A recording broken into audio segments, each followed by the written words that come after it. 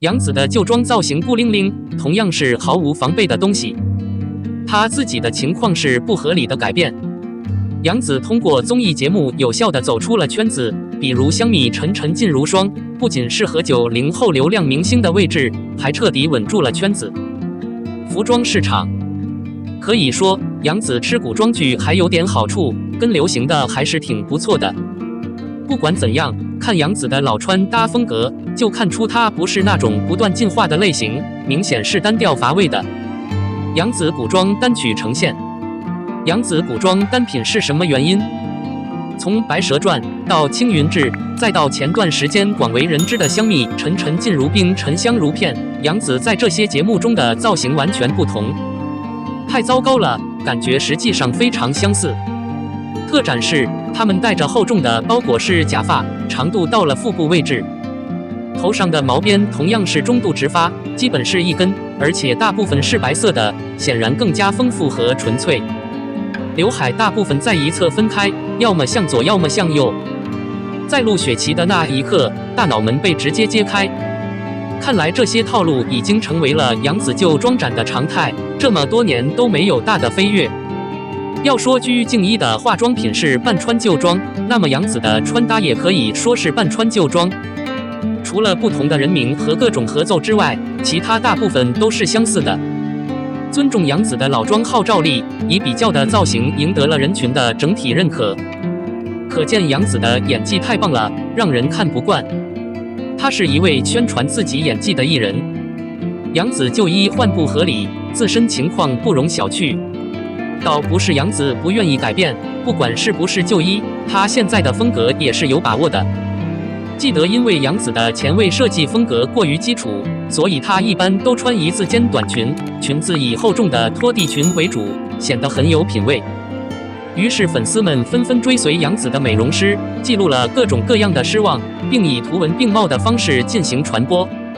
仔细一想，这也不是杨紫的美容师的错，杨紫的正常情况是有的。就陈旧的服装展示而言，它是相似的。最重要的是，杨紫的颜值并不高，而杨紫自己更是燃烧了一股能量，让自己更加华丽了一些，有效地走上了小艺人的道路。目前的情况是，杨紫的脸型不适合那种多变的合体风格，这意味着她的画面不够灵活，她的限制非常大。按照这些思路，在为杨紫做古装的同时，他们通常会适度且适应性强。正因为如此，杨紫才会真正想要有效的控制，不会犯错误和抱怨。很像用斗篷假发，只要你用这个发型，风度就会提升几度，之后你可以用一些标准的发型来装饰它。还有刘海的问题，杨紫的脸型不适合直刘海或者碎刘海，会显得沉闷，不会散发出不褪色的空气感。将节拍分开在一侧更为温和，一方面可以遮住宽眉，另一方面可以减龄。因此，对于前面提到的风格，杨紫是合理的。每次变形哪里都不合理，会影响整个剧的整体效果。保守是伟大的。无论如何，形状只是一个单一的视角，杨紫可以用不同的视角覆盖它。杨紫的旧装是单身，肯定有些累。无论如何，演戏一点都不累人，可以胜任各种工作。02程毅的新剧太出名了，他出演了很多象征性的节目，没想到他演真戏的时候竟然离家这么近。说起程毅，他当然是最有名的专业学霸之一。马上，在他完成的新节目《现实》中，程毅的表现得到了粉丝的全方位认可和肯定。回想之前程毅的相当多的代表作品，无论是《琉璃》还是《玉君旋律》，再到前段时间广为人知的《沉香样片》，程毅更多的是给人一种图标显示男神。而《底线》则是一部主打话题剧。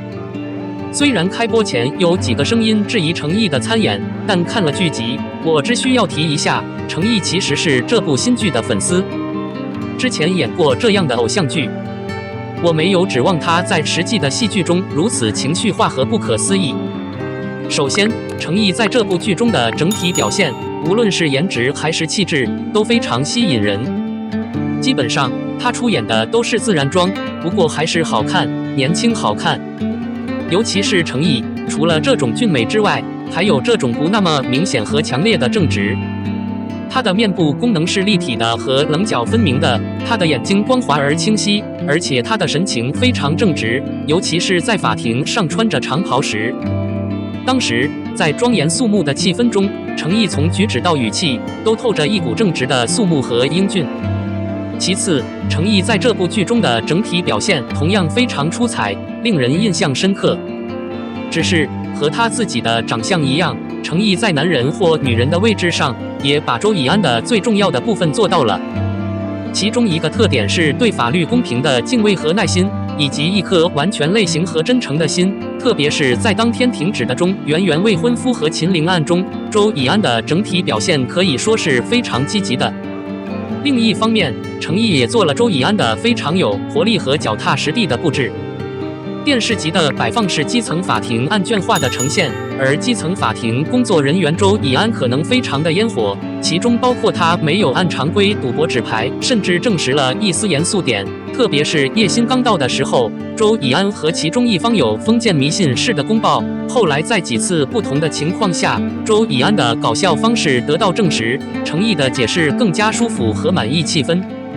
另一个例子是周以安的八卦鬼方面，特别是当周以安在熟人面前变得特别抓手时，小嘴却不停地说话。他开始询问宋雨霏和徐天之间的联系，以及师傅升迁的各种烦恼和技巧。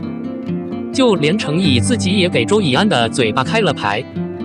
这套程毅的整体表现也很可爱，现在偶像剧里完全不像了。这种过冷反而是很草本，很接地气，让人发笑。同时，程毅还做了一个周以安的成长和成年。只是他一边回忆起阅读的方法，一边在叶薪面前握着自己的手。刚开始的时候，周以安还成了一个脑洞大开、咖啡功底深厚的人，但后来他经常融入草根。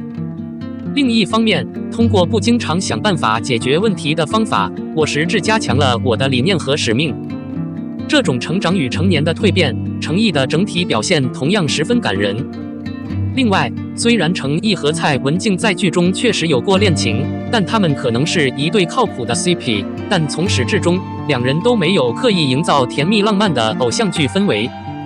他们在连接线上的改进是一种对志趣相投理念的相互诉求，是在处理实力的方法中对三种观点和能力的相互欢迎和欣赏。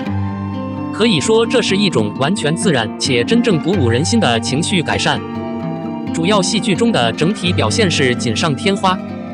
总之，程毅在偶像剧中并不是最漂亮和迷人的，但在正剧中也非常出色和热播。你怎么看？03新小贝难掩光明。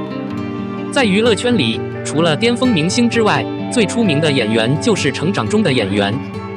今年6月，一个门户网站在线投票选出了10名新生。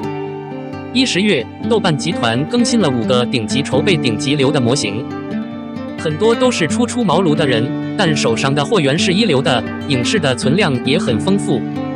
率先进入教学巅峰班的王鹤棣，在这个暑期档期，用一手苍兰诀有效爆发。出自最土道明寺中的流星花园和玉龙中的古傀儡丑人，他1天之内就变身月尊大人东方擎苍。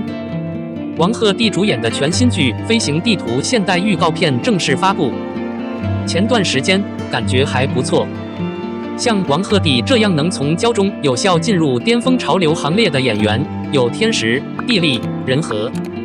同样出演了《苍兰诀》，张令和也从在正宗低颜值网剧中有点露骨变成了热议话题，一个炙手可热的新学生。仙君长恒这样的白月光男2号人物，与张令和温润如玉的长相非常契合，而他的科学大师身份和1.88米的挺拔身材，都是走在娱乐圈的有力工具。近日，由张令和、白鹿主演的《宁安如梦》已经完成。这部剧从开拍开始就受到了很多人的关注，张令和能否演男主，还有待未来的考验。程毅从琉璃开始就备受宠爱。由他和杨紫合作主演的新剧《沉香如粉》，前期声势浩大。在今年夏天正式与观众见面后，这部剧也有了不小的热度，但远未达到爆款的预期。程毅只通过《沉香如碎屑》实现了固粉。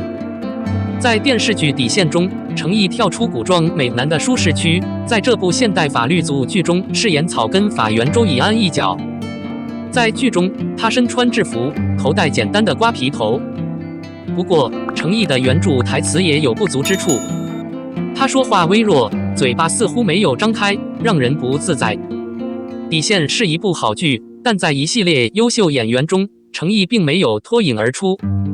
近日，他的新剧《莲花楼》正在热拍中，程毅回归古装剧《美丽与悲惨》的角色设计，他以男主角身份出道。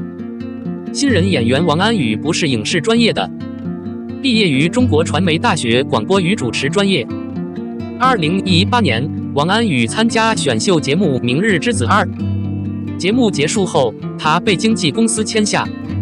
那年，他主演了自己的第一部作品，并在《梦回》中担任男主。